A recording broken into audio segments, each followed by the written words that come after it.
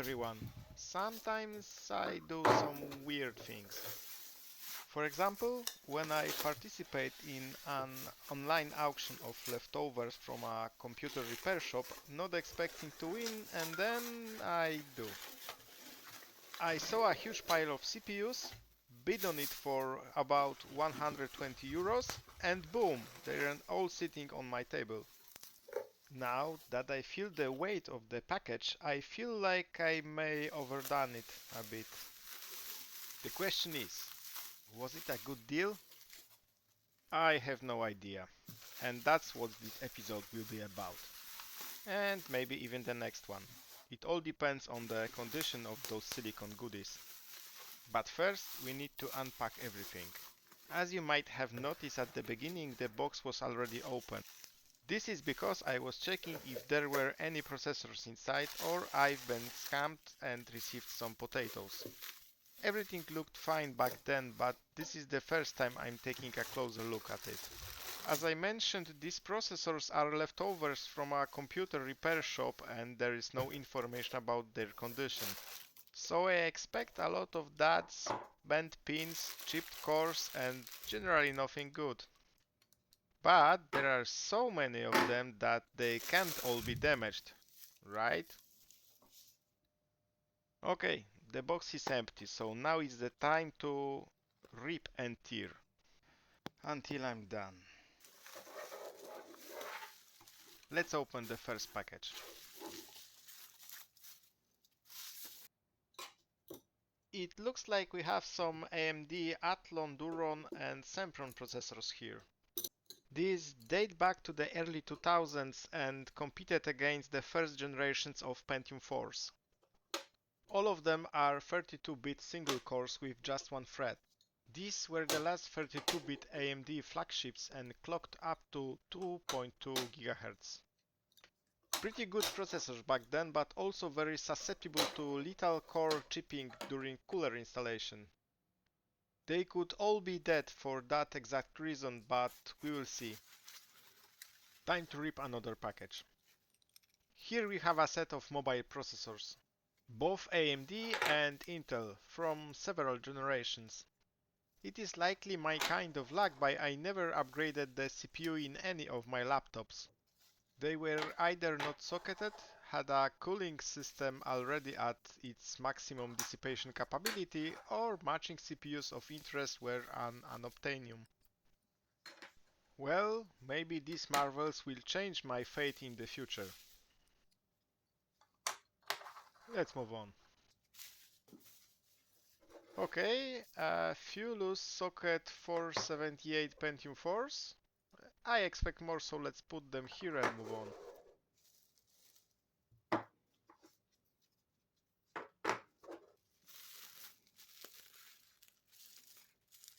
We have a mixed bag here.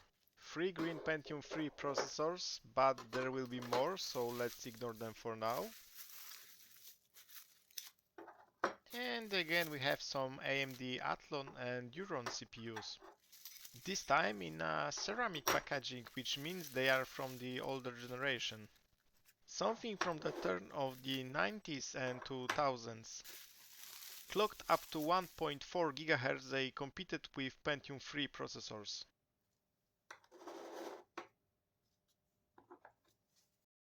Oh look, there's also the Cyrix M2. This one is much older and was more of a competitor to the first Pentium MMX processors in the mid-90s. Its clock speed is probably around 200 MHz.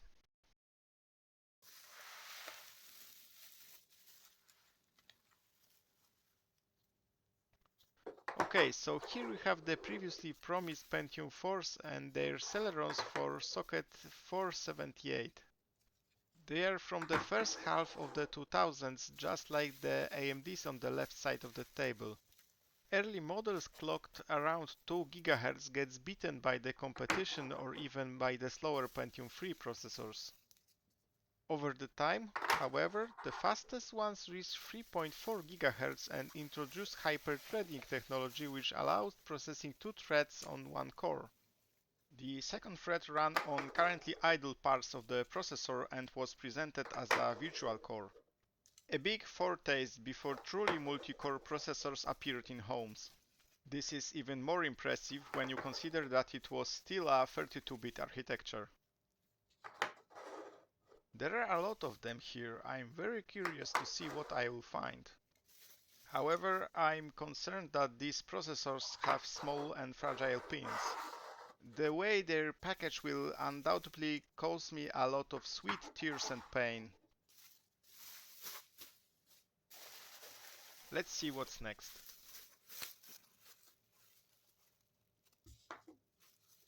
A pair of some 64-bit AMD processors.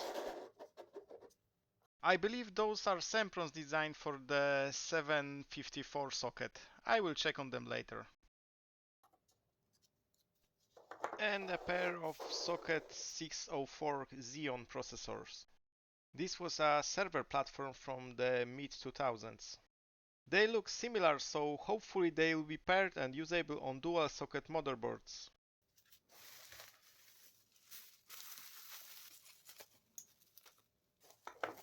Even more 478s. Guess I will never recover from straightening pins of those.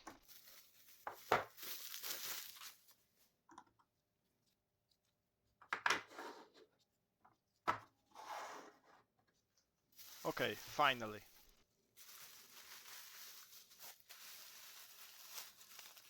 Here we have some Intel CPUs for the socket 775.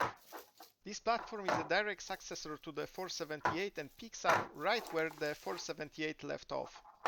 However, soon after came the 64-bit architecture and the emergence of multi-core processors. Notably, the famous Core 2 Duo and Core 2 Quad run here. The fastest processors on this platform should be able to handle even some undemanding modern games, but don't expect too much. This platform also marks the end of Clock Wars. Its CPUs were way more powerful than predecessors, but often ran at lower speeds in terms of gigahertz. This package is huge, so I made some space on the table. Okay, Pentium Freeze and their Celerons. A very solid choice from Intel in the late 90s and early 2000s. Clock for clock, they were more expensive and tended to be worse performers in games than those ceramic AMD Athlons. However, they did provide the SSE instruction set, which was important for newer games and multimedia. As you can see, they come in two flavors, which I separate into left and right. Those on the left with exposed cores are codenamed Coppermine and slightly modernized Coppermine T. They reached clock speeds of up to around 1 GHz and were very popular at the time. Those on the right with large silver lids are codenamed Tualatin and came after Coppermine. They had a reputation as performance monsters. While that's a bit of an exaggeration, it's true that they outperformed the much faster clocked Pentium Force. For example, the fastest Tualatin 1.4 GHz easily outperformed the 2 GHz Pentium 4. This, of course, greatly displeased Intel's strategy department, so the Tualatins were priced absurdly high. To make matters even worse, the Tualatins required new motherboards, so there was no easy upgrade path from the Coppermine. All of this made Tualatins something of a legend. I remember that when Pentium 3 completely lost its relevance, people were asking ridiculous prices for Tualatin kits, even though the slowest budget processors of the time ate them for breakfast. Okay, enough about Pentium Freeze. Time for the last package.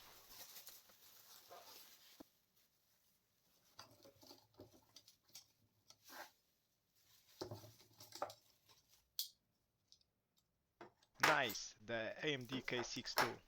Those are predecessors to Athlons and debuted around 1998. They were meant to compete against Pentium 2s and early Pentium 3s. Time has proven that they were undoubtedly weaker but at the same time also much cheaper. This still allowed AMD to get its share of the market. By the way, those were the last AMD processors that could run on the same motherboard as Intel ones. The gold one is the AMD K5, the predecessor to the K6, but with a completely different internal design. This one runs at 116 MHz and dates back to 1997.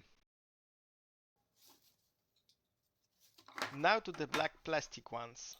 These are the Celerons codenamed Mendosino.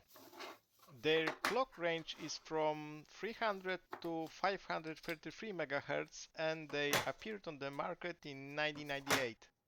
It is essentially a redesigned Pentium 2 processor with a smaller but faster L2 cache. Their history is quite interesting. After the release of the Pentium 2 processor, Intel outclassed all x86 processor manufacturers in terms of performance. However, as always, such power came at a rather high price. Since Intel abandoned the old Socket 7 platform, others have started taking over the lower-end market.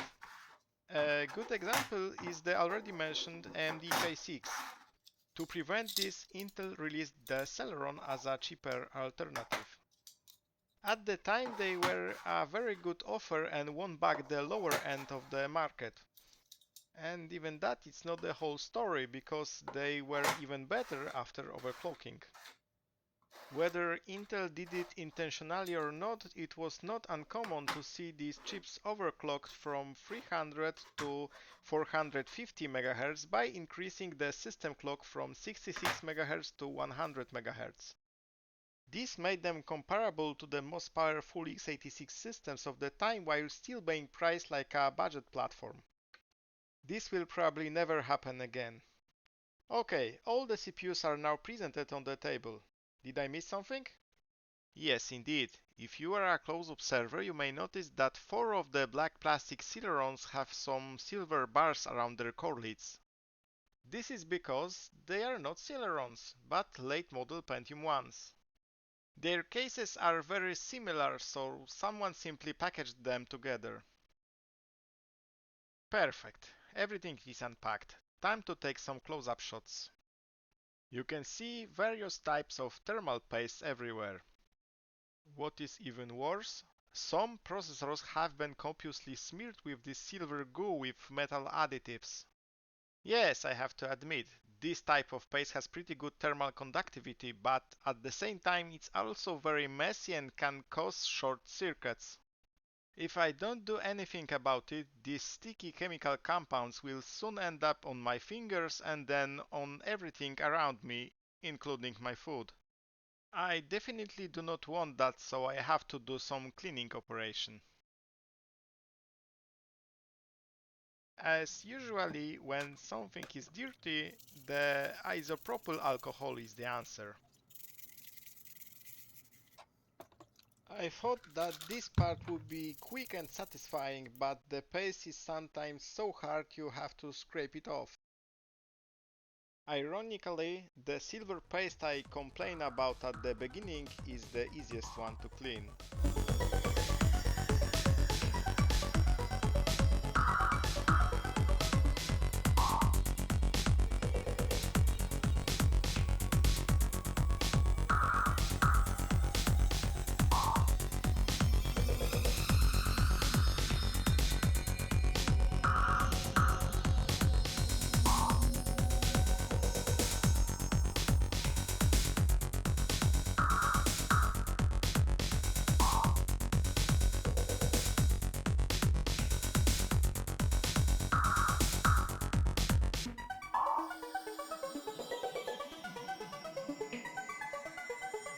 IPA fumes are everywhere at this point, but if you are watching this, it means I have survived.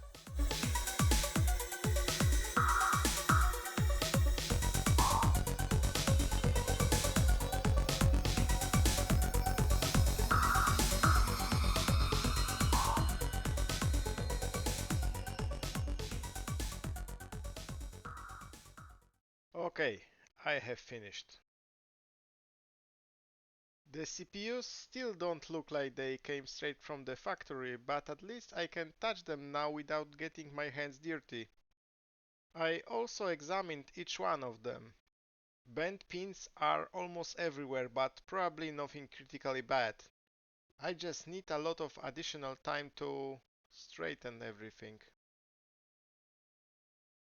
Okay, time to finish this part and count the CPUs up. I did not find any critical damage during the cleaning, so every processor is still potentially good.